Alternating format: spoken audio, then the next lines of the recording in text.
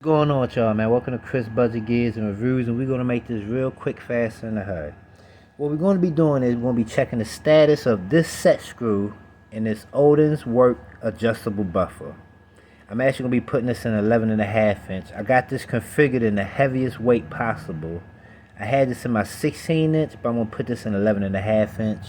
And in the 16 inch, I'm just going to run an H1 with this blue spring cold spring, because I don't want to go too heavy of a buffer in my duty rifle.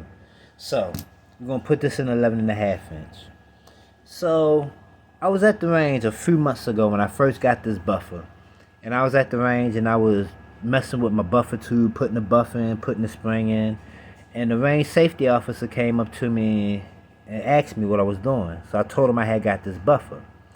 He told me that his experience with this buffer is that this set screw, which holds this screw in, once you remove this set screw, you can unscrew this and you can drop in your different weights and set the buffer how you want to. It's an adjustable buffer.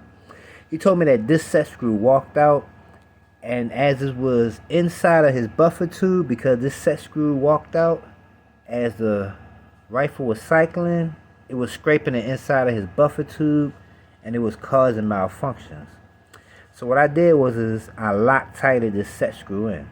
And what we're going to do today is I put about no less than 300, no more than 500. You know, sometimes it'd be hard to really get an accurate round count, but I know it's been at the bare minimum a full combat load of about of at least 260 rounds. So it's been a nice little bit of rounds. We're just going to check the status of it and just make sure that this set screw haven't walked loose. So what I'm going to do is I'm going to take my Allen wrench, I'm going to put it in there, and I'm just going to see if I can unscrew it. And it did break loose, but it took a lot of effort though. It took a lot of effort. So I think we're good to go on that. I think we're good to go. I think that Loctite worked. I think if you just go ahead and red Loctite it down, you'll be good to go.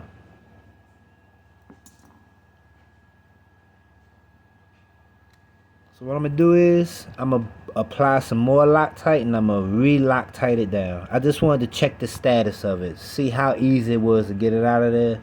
And it took a nice little bit of turning force to break that, so I feel confident in that. I don't think, once I re-Loctite it down, I don't think that set screw will walk out. So I just wanted to check the status of that, see how hard it was to kind of untwist it. You could kind of still see the Loctite on there. I'm going to go ahead and dab some more red Loctite on there, and I'm going to tighten it back down. Just wanted to check the status of it, you know what I'm saying? Because this is something that I'm running inside of my home defense rifle. So I want to make sure that it runs good, because I'm willing to say, you know, fuck that little bit of recoil and just throw me a damn H2 buffer in there. What I'm probably going to do is I'm probably just going to get me an H2 buffer and drop in there. And I'll run this one for now. And then next week I get me an H2 buffer and just drop an H2 buffer in there and be done with it. But that's it though, man. I don't want to hold y'all too long. I just wanted to check the status of it. I feel confident with it. I'm going to re-Loctite it down, put it in there, and make sure it's good and tight again. It did take a lot of force to kind of break that Loctite. So I feel confident with it. We'll go ahead and get that set back up. I done got everything else done that I needed to get done on this 11.5 inch. I done put my extended safety on there. I got my mag pull bad lever. We good to go. So I'm gonna go ahead and Loctite this back down. Y'all be blessed, be safe. I'm out. I'll see y'all at the range tomorrow.